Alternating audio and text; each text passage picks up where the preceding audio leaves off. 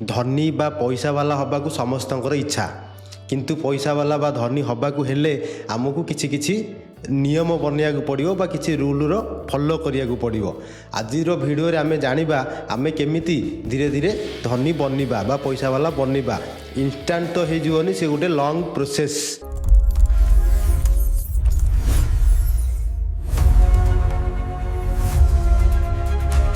आमे कौ कौ जिनस को फॉलो कले धीरे धीरे आमे रीच हो पारिबा। आजिर भिडियो रे से विषय रे आमे डिस्कस करिबा बा चर्चा करिबा। प्रथमे आमे कैलकुलेट करिबा हमर टोटल इनकम जहाँ जो माने इनकम करूछंती तांकर टोटल इनकम केते तांकर कैलकुलेट करी रखिबा तो दरकार ना। मोटा मोटी मु एति पैसा कमाउची जन जनकर मल्टीपल इनकम थाए कोडी जॉब करछंती ता सहित बिजनेस करछंती कि रेंटल इनकम कोडू आसुची मल्टीपल सोर्स ऑफ इनकम थाए। आ जार गोटे सोर्स ऑफ इनकम से तो सैलरी जो माने पाउछंती केवल गोटे सोर्स ऑफ इनकम से माने सैलरी क्रेडिट है से माने जानिसंती जे हमर इनकम एतिकी मंथली मु एतिकी टका सैलरी पाउची ताकू छाड़ देले ताकर आ सेकेंडरी इनकम नाही। से कैटेगरी लोकों पे इनकम कैलकुलेट करिया बहुत इजी। मंथली सैलरी आसुची से जानिसंती जे एतिकी टका मु सैलरी पाउची एही ही मोर इनकम। किंतु जो मानकर इनकम मल्टीपल सोर्स रु आसुची कोठी इन्वेस्टमेंट इनकम कोठी घर भड़ा लगे सेंटू रेंट आसुची कोठी बिजनेस करछंती कोठू सैलरी पाउछंती जेते टाइप ऑफ इनकम अच्छी गोटे मंथली आनुमानिक बा मंथली आमे गोटे फाइनाल करिया मंथली आमे कैलकुलेट करिया जे हमर मंथली इनकम एतिकी होउची। प्रथमे इनकम कैलकुलेट करि देला परे तापर आमे नेक्स्ट आसीबा सेकंड स्टेप को। एबे इनकम कैलकुलेट सरीगला मंथली आम इनकम केते आमे जानिगला पर सेकंड स्टेप रे आमे कोन करिबा ना हमर एक्सपेंस माने एक्सपेंस दी टाइप रो गोटे अछि नीड आ गोटे अछि वांट। नीड माने जोटा हमर आवश्यकता जोटा नहेले हबनी जो गुडाक एसेंशियल खर्च बा जरूरी खर्च आमे सेटा को हिसाब करिबा। तापरे जेमिति कि धर आपण रेंट हाउस रे रहउछंती रेंट आपणकर पिंधिबा खाइबा ए सबु बेसिक नीड जो गुडा नहेले हबनी सेगुडा आपण इजीली आइडेंटिफाई करि परिबे। जेमती हमर क्रेडिट कार्ड रे किसी शॉपिंग करछंती क्रेडिट कार्ड बिल दबार अछि से भी बेसिक नीड रे जीवो ना। रूम रेंट देले कि आपणकर मंथली राशन सौदा हो गला कि पिंधिया लगी पोशाक किछि हो गला ए सब कोन बेसिक नीड रे जीवो जोटा नहेले हबनी। सेकेंड स्टेप रे हमर basic need Joguda नहेले हबनी Joguda essential खर्च ताकू आमे कैलकुलेट करिबा। धरंतु आपणकर मंथली इनकम 20,000 टंका आपण कैलकुलेट करिसंती आ जो बेसिक नीड जोगुडा अछि जोगुडा एसेंशियल खर्च ताकू आपण हिसाब कले धरंतु 10,000 भीतर हे गला। मु ए एग्जांपल दउची समस्तकर इनकम भिन्न ताको एक्सपेंस भी भिन्न नीड भी भिन्न समस्त ये नंबर अलग अलग। मु जो एग्जांपल दउची धरंतु आपण जो इनकम टोटल इनकम कैलकुलेट कले से 20,000 टंका हैला रेस्ट बळिला आउ केते 10,000 टंका आपण जो टोटल इनकम कैलकुलेट कले सी हैला 20,000 टंका। 20,000 टंका रु आपणकर धरंतु 10,000 टंका रे नीड फुलफिल हो जाउची आउ रेस्ट बळिला केते 10,000 टंका।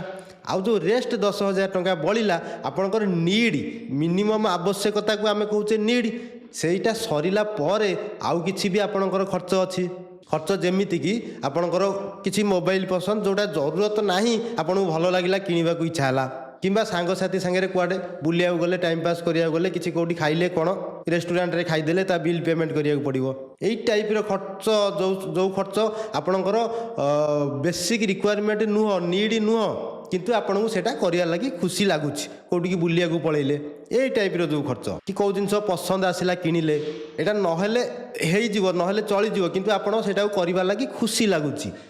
तेणु आपण ता पई भी किछि आलोकेशन रखिबे फंड रो आलोकेशन जेमिति आपणकर फास्ट आमे कैलकुलेट करथिले ए एग्जांपल रे कोन धरंतु आपणकर मंथली इनकम 20,000 टंका आपणकर बेसिक नीड बा बेसिक जो आवश्यकता 10,000 टंका रे पूरा हेई जाउची रेस्ट बळिला 10,000 टंका रेस्ट जो 10,000 टंका बळिला सेथुरु कोन करिवे ना आपणक नीड पई बा आपणक इच्छा जोटा होची करिया लागि जरूरी नाही किंतु आपणको भलो लागे सेटा करिवा लागि भाबंतु सेटा आपण 5,000 टंका करदेले ता सहित आउ गोटे जिनसर ध्यान रखंतु अननेसेसरी ईएमआई रे ओभर स्पेंड बा शॉपिंग करंतु नाही। ଧରନ୍ତୁ ଆପଣଙ୍କ ବଜେଟ୍ ଆଲାଉ କରୁଛି, ଆପଣଙ୍କ ନିଡ୍ ଗଲା ପରେ ୱାଣ୍ଟ ଯେଉଁ କାଟାଗୋରୀ ରହିଛି ଯେଉଁଟା ଆପଣଙ୍କୁ ଖୁସି ଲାଗୁଛି କରିବା ଲାଗି, ଧର ସେ 5,000 ଟଙ୍କାରେ ଆପଣଙ୍କର ସେ ହେଇଯାଉଛି, କରିଦେଲେ ସେ ଅଲଗା କଥା। ଆଡ଼ିସନାଲି ତାକୁ EMI କରିକିରି କିଣନ୍ତୁ ନାହିଁ, ଯେଉଁଠି ଲୋନ୍ କରିକିରି କିଛି ନିଡ୍ ଟାଇପ୍ର ଜିନିଷ କିଣନ୍ତୁ ନାହିଁ। ଆପଣଙ୍କୁ ଆପଣଙ୍କ ପାଖରେ ଧର 10,000 ଟଙ୍କା ବଜେଟ୍ ଅଛି ମୋବାଇଲ କିଣିବା ଲାଗି, 1,00,000 ଟଙ୍କାରେ ମୋବାଇଲ କିଣନ୍ତୁ ନାହିଁ EMIରେ, ତା ବଦଳରେ ବରଂ 10,000 ଟଙ୍କାରେ ଫୋନ୍ କିଣିଦିଅନ୍ତୁ, କି ଆଉ କିଛି ମାସ ୱେଟ୍ କରନ୍ତୁ, ଆପଣଙ୍କ ବଜେଟ୍ ଆସିଲେ ସେଇଟା କିଣିବେ। କାରଣ ଆପଣ ଯେଉଁଠି ଲୋନ୍ରେ ବା EMIରେ କିଣିବେ ସେଠି ତ ମୂଳ ଦେବେ ତା ସହିତ ସୁଧ ବି ଆପଣଙ୍କୁ ଗଣିବାକୁ ପଡ଼ିବ। ଆଉ ଅନନେସେସରି ଓଭର ସ୍ପେଣ୍ଡିଙ୍ଗରୁ ବଞ୍ଚନ୍ତୁ। ଯଦି ଏସବୁ ଜିନିଷ ଆପଣ ପାଳନ ନ କରିବେ ଆପଣ ଜୀବନରେ କେବେ ଧନୀ ହୋଇପାରିବେ ନାହିଁ।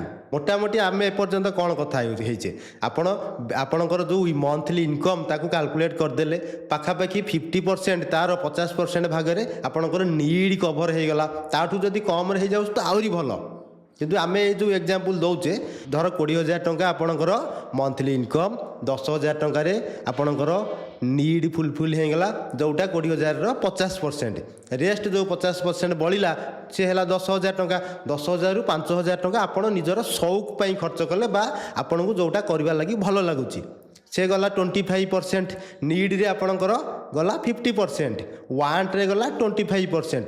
ରେଷ୍ଟ ଯେଉଁ 25% ବଳିଲା ଆମେ ତାକୁ କଲେ ସଞ୍ଚୟ ବା ସେଭିଂ। ଏଇ ଯେଉଁ 25% ଆମେ ସେଭିଂ କଲେ, ବଞ୍ଚେଇକି ରଖିଲେ, ଆଗାମୀ ଦିନରେ ଏଇ ପଇସା ହିଁ ଆମକୁ ଧନୀ କରିପାରିବ। ଆପଣ ଯେଉଁଟା ଖର୍ଚ୍ଚ କରିଦେଲେ ନିଡ୍ କାଟାଗୋରୀରେ ଗଲା କି ୱାଣ୍ଟ କାଟାଗୋରୀରେ ଗଲା, ସେ ପଇସା ଆପଣଙ୍କୁ କେବେ ଧନୀ କରିବ କି ସେଥିରୁ ଆପଣ କେବଳ ପଇସା ବାଲା ବନିବେ କି? ବନି ହିଁ ପାରିବେନି। ଯେଉଁଟା ଆପଣ ସଞ୍ଚୟ କରିବେ ରେଷ୍ଟ 25%, ସେଇ ପଇସା ହିଁ ଆପଣଙ୍କୁ ଧୀରେ ଧୀରେ ୱେଲ୍ଦି ବା ରିଚ୍ ବନେଇ ପାରିବାର କାପାବିଲିଟି ଅଛି। ଧରନ୍ତୁ ଗୋଟେ ଲୋକ ଯିଏ 20,000 ଟଙ୍କା ଇନକମ୍ କରୁଛି, ଆଉ ସେ 20,000 ଟଙ୍କା ଖର୍ଚ୍ଚ ବି କରିଦେଲା, ସେ ତା ଲାଇଫ୍ରେ କେବେ ଧନୀ ବନିପାରିବ କି? କେବେ ବନିପାରିବ ନାହିଁ। କାରଣ ସେ ଯେତିକି ଇନକମ୍ କଲା ସେତିକି ଖର୍ଚ୍ଚ କରିଦେଲା ନା। କିନ୍ତୁ ଆପଣ ଧର ଇନକମ୍ କରୁଛନ୍ତି 20,000, 15,000 ଖର୍ଚ୍ଚ କଲେ, ରେଷ୍ଟ 5,000 ଆପଣ କଲେ ସଞ୍ଚୟ। ଖାଲି ତ ସଞ୍ଚୟ କଲେ ହେବନି, ତାପରେ ଆମେ ଏବେ ନେକ୍ସଟ ଷ୍ଟେପ୍କୁ ଯିବା। ପଇସା ସେଭିଂ କଲା ପରେ ତାପରେ ଆମେ ନେକ୍ସଟ ଷ୍ଟେପ୍କୁ ଯିବା। ସେ ପଇସାକୁ ଆମେ କରିବା ଇନଭେଷ୍ଟମେଣ୍ଟ। ଇନଭେଷ୍ଟମେଣ୍ଟ କେଉଁଠି କରିବା ନା ଯେଉଁଠି ଡବଲ୍ ଡିଜିଟ୍ ଗ୍ରୋଥ୍ ମିଳିବାର ପ୍ରୋବାବିଲିଟି ଅଛି। ଡବଲ୍ ଡିଜିଟ୍ ଗ୍ରୋଥ୍ ମାନେ ଆନୁଆଲି 10% ଉପରେ ଯେଉଁଠି ରିଟର୍ନ ମିଳିବାର ଏକ୍ସପେକ୍ଟେସନ୍ ଅଛି, ଆମେ ସେ ଜାଗାରେ ସେ ପଇସାକୁ ଇନଭେଷ୍ଟ କରିବା। ସେ ପଇସାକୁ ଆମେ ଗୋଟିଏ ଜାଗାରେ ଇନଭେଷ୍ଟ ନ କରି ମଲ୍ଟିପୁଲ୍ ଜାଗାରେ ଧୀରେ ଧୀରେ ଇନଭେଷ୍ଟ କରିବା। ଯେମିତିକି ରିଅଲ୍ ଷ୍ଟେଟ୍ ଆପଣମାନେ ସମସ୍ତେ ଜଡ଼ିତ, ଜାଣିଥିବେ, ବୁଝିପାରୁଥିବେ। ରିଅଲ୍ ଷ୍ଟେଟ୍ ହେଉଛି କ'ଣ?